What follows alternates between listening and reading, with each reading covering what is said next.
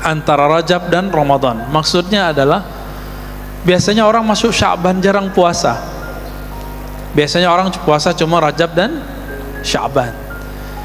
Lalu bolehkah saya berpuasa di bulan Rajab? Ada yang puasa nggak?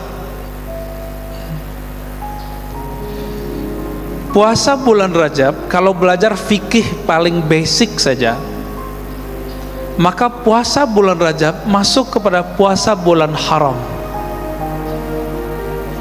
Syahrul Haram. Karena Allah mempunyai 12 bulan, ada 4 bulan yang haram, ya. Berdasarkan ayat tersebut, maka berpuasa di bulan Rajab sama hukumnya dengan berpuasa di bulan haram yang lain. Bulan haram apa aja Pak? Rajab, apa lagi? Zulqa'dah, Zulhijjah, Muharram. Jadi bulan Rajab itu terpisah sendiri. Zulqa'dah, Zulhijjah, Muharram itu gabung. Tapi Rajab sendiri. Di bulan Rajab ada hari Senin nggak? Ada. Boleh nggak saya puasa hari Senin di bulan Rajab? Boleh, ya. Jadi kalau saya puasa bulan Rajab, ahli bid'ah nggak? Ayo, bid'ah nggak? Ya enggak. Kenapa? Sebagaimana di selain bulan haram, di bulan Jumadal Ula, Jumadal Tsani, Rabiul Awal, Rabiul Tsani, di bulan-bulan itu ada hari Senin dan kita puasa hari Senin dan Kamis, maka di bulan Rajab apalagi dapat 2 keberkahan. Pertama Seninnya, Kamisnya, yang kedua bulan haramnya. Jadi kalau ada sahabat kita puasa bulan Rajab, nggak usahlah, ya, dibantah dengan flyer-flyer yang tidak dimengerti itu. Kan sekarang banyak, ya, puasa bulan Rajab bid'ah. Dia nggak bisa bedain. Emang di bulan Rajab nggak ada hari Senin? Emang di bulan Rajab nggak ada puasa bid? Apa di bulan Rajab tidak ada puasa 3 hari setiap bulan? Kata Abu Hurairah, "Al-Sani Khalili, kekasihku Rasulullah," hadis sahih, mewasiatkan kepadaku untuk 3 hal.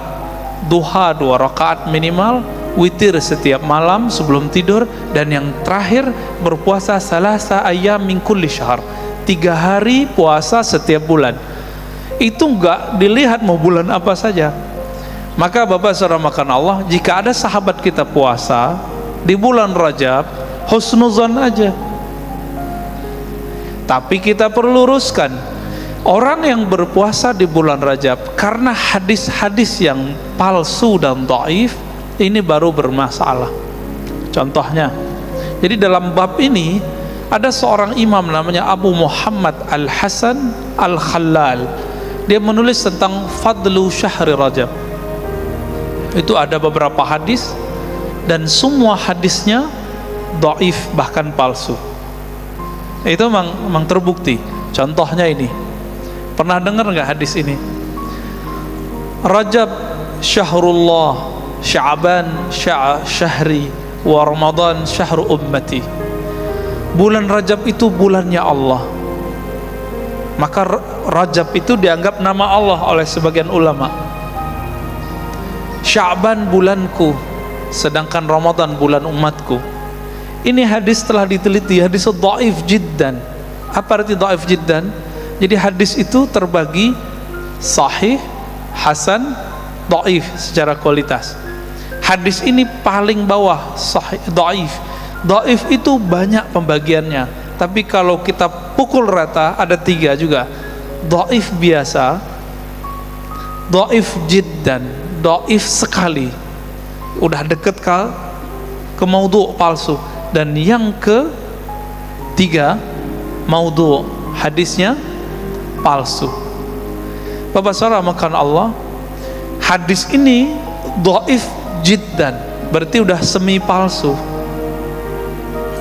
Ada lagi hadisnya, misalnya gini, man shoma yauman min sya'ba min rajabah, siapa yang berpuasa 1 hari di bulan Rajab,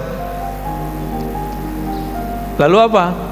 Seakan-akan kana lahu ajru, bagi dia puasa 1000 sanah, 1000 tahun. Ini lebay nggak Pak? Dan itu tertulis di kitab-kitab, tapi kitabnya bukan kitab ahli hadis. Kitab yang banyak menyebutkan ini judulnya Durratun Nasihin. Pernah dengar? Durratun Nasihin. Jadi ada kitab Riyadhus Shalihin itu pakai Tanbihul Ghafilin, bagus, tapi yang ini nggak bagus. Durratun Nasihin itu kumpulan dulu waktu kecil kami diajar oleh guru-guru kami, karena mereka bukan ahli hadis juga, ingin memotivasi orang awam, dicarilah kitab, dapatlah Durratun Nasihin. Ternyata kitabnya 70% lebih hadisnya bermasalah. Ada yang sahih betul, ya 10%-an lah ada yang sahih hasan sebagiannya, sisanya 70%-an bermasalah. Dan tentang bulan Rajab, saya ingat saya di situ ada 2 bab. Dulu kami hampir hafal semua itu kitab. Hampir hafal isinya, maknanya kita hafal semua. Di situ disebutkan apa? Siapa yang puasa 1 hari bulan Rajab, maka Allah jadikan baginya pahala 1000 tahun. Cara cek amal-amal sunat yang hadisnya bermasalah itu gampang, bahwa pahalanya melebihi Lailatul Qadar. Coba kita lihat Lailatul Qadar berapa utamanya? 1000 tahun. Ini kalau nggak ngerti hadis, pakai aja kaidah ini. Nggak ngaji hadis tuh lama Pak. Kami alhamdulillah Allah izinkan ngaji hadis kepada beberapa syekh, yang paling lama orang Indonesia. Jadi ada orang Indonesia pakar hadis. Guru kami Syekh Ali Mustafa Yaqub, Imam Besar Istiqlal yang lama. Sebelum yang besar yang sekarang, itu beliau imamnya. Beliau 9 tahun di Jawa, kemudian 9 tahun di Riyadh, Saudi, ngaji kepada ulama-ulama di Saudi, dan berguru kepada ulama-ulama yang dahsyat-dahsyat lah ya, Mustafa Al-Azami, Bin Baz, banyak ya. Dan terakhir beliau berguru kepada Syekh Hasan Hitu ya. Guru kami ini itu keras sekali dan sempat viral, tapi orang tidak paham viralnya ini. Beliau ingin menjelaskan bahwa puasa di bulan Rajab, semua hadisnya, hadis yang mana? Hadis tentang keutamaan-keutamaannya itu palsu dan dhaif. 2 aja. Kalau nggak palsu, maudhu, dhaif. Tapi tolong dibedakan. Kalau saya ingin berpuasa bulan Rajab, puasa Seninnya kah, puasa Bidnya, atau saya ingin puasa mutlak, itu boleh-boleh saja. Seperti boleh berpuasa di bulan yang lain. Tapi itu video kan dipotong, jadi nggak disebutkan bagian yang beliau membolehkannya. Bapak saudara makan Allah, kalau nggak ketemu, coba pakai kaidah ini. Apa kaidahnya? Jika ada amalan sunnah yang melebihi pahalanya pahala Lailatul Qadar, pastikan hadisnya dhaif atau palsu. 1 malam Lailatul Qadar sama dengan 1000 bulan. Ini 1 hari bulan Rajab sama dengan 1 tahun atau 1000 tahun. 1000 tahun Pak, ngalah-ngalahin Lailatul Qadar. Oleh karena itu hadis ini pasti palsu, pasti palsu ya.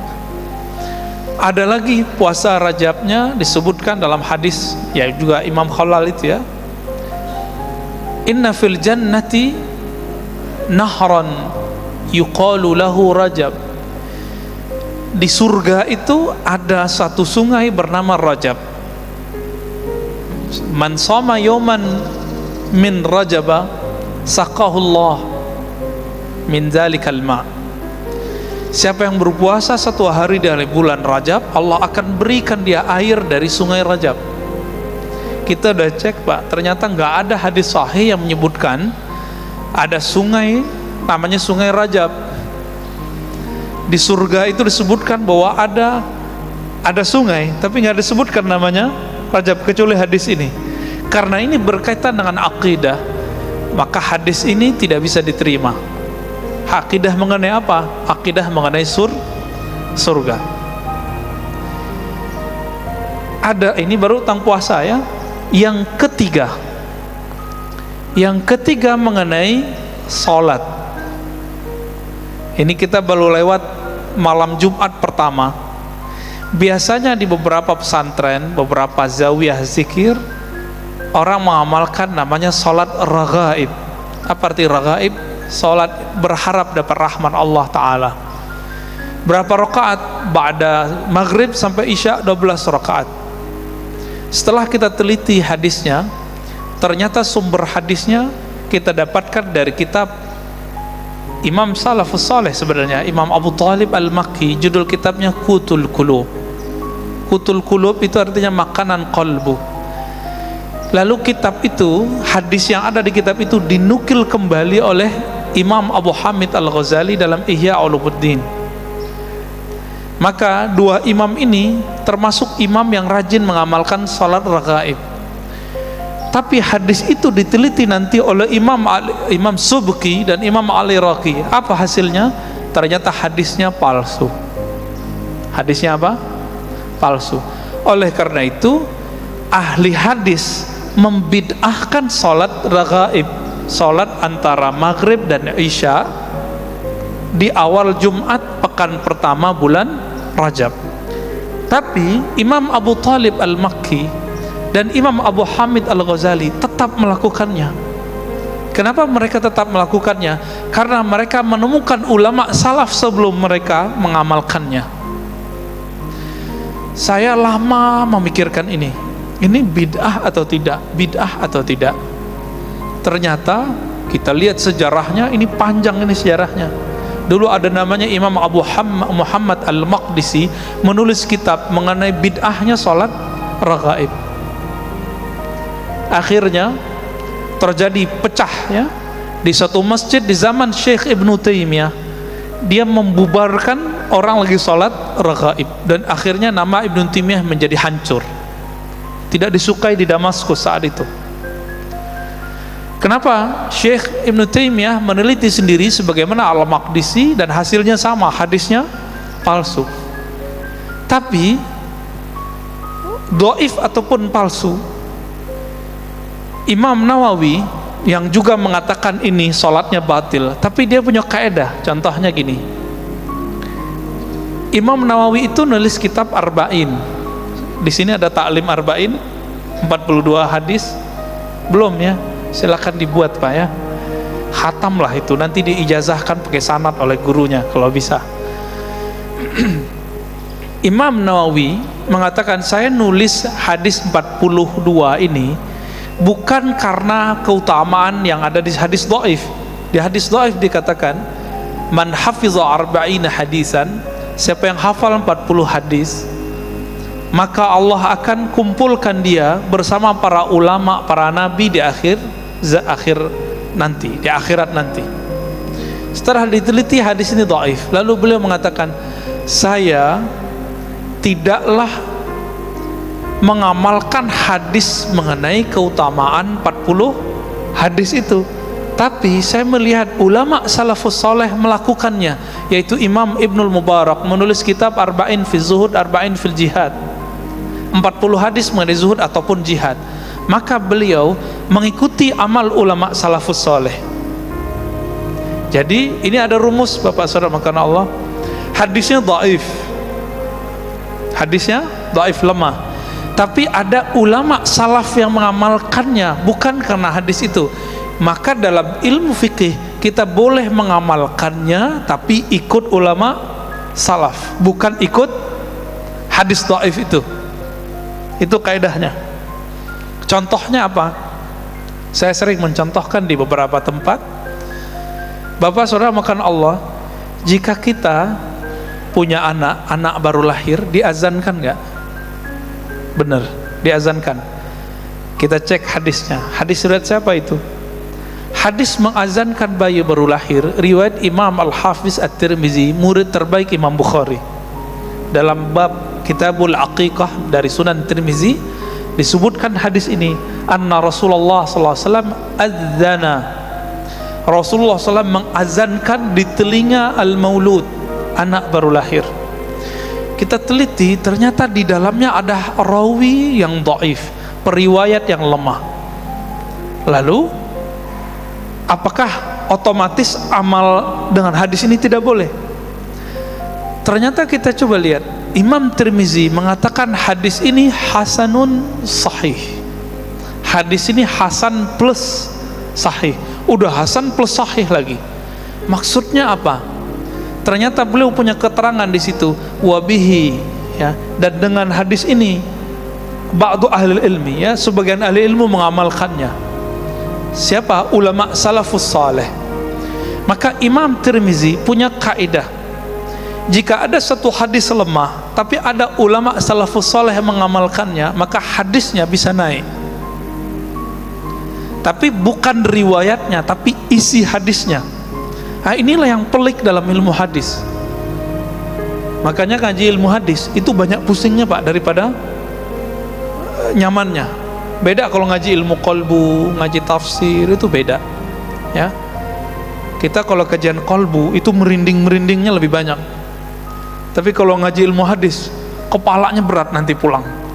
Ini ustaz nih ngomong apa ini, gitu ya. Tapi begitulah ilmu hadis. Ilmu hadis itu akhirnya ada orang nanya ke saya, dia dokter. Ustaz, tolong dong ajarin cara mendeteksi hadisnya sahih atau tidak sahih. Karena dia dokter, gampang jawabnya. Pak dokter, jadi dokter itu berapa tahun? Kira-kira berapa tahun Pak? Ada anaknya yang dokter atau ada Pak dokter di sini? 5 tahun, sama koasnya 6 tahun lah ya. Maka saya jawab, ahli hadis umum seperti dokter umum minimal ngaji hadisnya bersama syekh, bukan sendiri. Talaqi, bersanad, minimal berapa tahun? 6 tahun itulah. Atau sekarang di ma'had kami, di tempat guru kami Syekh Ali Mustafa Yaqub, Allah yarham, sekarang dipegang oleh anaknya, ya, Ustaz Ziaul Haramain, masih muda, tamat Madinah, alim. Beliau dulu, ya, Syekh Ali Mustafa Yaqub merumuskan jadi 4 tahun. Bisa Pak. Tapi di India belum bisa. Di India masih 10 tahun. Maka di India itu ahli hadis itu terbagi 2. Ada ahli hadis bermazhab Hanafi atau Syafi'i, ada ahli hadis yang disebut Athari. Athari itu beda dengan Salafi, tapi mirip dengan Salafi. Miripnya apa? Mereka tidak bermazhab. Bedanya dengan Salafi, Salafi anti mazhab, kalau mereka tidak anti mazhab. Kalau Indonesia mirip Muhammadiyah. Muhammadiyah itu di Indonesia tidak anti mazhab, tapi tidak terikat oleh mazhab. Bedanya, tarjih Muhammadiyah tidak semuanya ahli hadis, sedangkan kelompok Atsari di sana itu kebanyakan ahli hadis. Di antara imamnya ada Imam Al-Mubarak Furi, Syamsul Azim Abadi, ya, pensyarah Sunan Tirmizi dan Abu Daud. Mereka itu termasuk yang ngaji hadisnya lama. Maka di India Bapak Saudara, makanya Allah kalau ngaji hadis, orang kalau sudah diijazahkan gurunya ngajar, dari dia umur 20-an sampai 70 umurnya, itu cuma ngajar 1 atau 2 kitab. Maka kalau mau cari penghafal Sahih Bukhari, Muslim masih banyak di India. Jadi pusat kajian hadis bukan Saudi Pak, harus diketahui. Pusat kajian hadis sudah lebih dari 3 abad itu di India, Pakistan. Maka sanad ilmu hadis kita sebagian ke sana. 2007 sanad hadis pertama yang saya terima untuk Sahih Bukhari itu berasal dari Hyderabad. Guru saya itu yang nguji disertasi Syekh Ali Mustafa Yaqub. Bapak saudara makan Allah. Jadi kalau pusing masalah kok hadis bisa diteliti, ya iya, tapi cara menelitinya mirip kayak diagnosa dokter. Adapun yang diajarkan di kampus-kampus itu bukanlah menjadi dokter hadis. Di kampus-kampus hari ini hanya pakar teori-teori hadis. Bedakan di UIN, di Al-Azhar, bahkan di Madinah, di mana-mana hari ini kalau orang ngaji hadis itu cuma teori ilmu hadis. Kalau mau ngaji kitab hadisnya itu biasanya di ma'had-ma'had, di zawiyah-zawiyah, di tempat syekh-syekh. Oleh Kiai Ali Mustafa Yaqub dijadikan itu formal di Ma'had Darussunnah.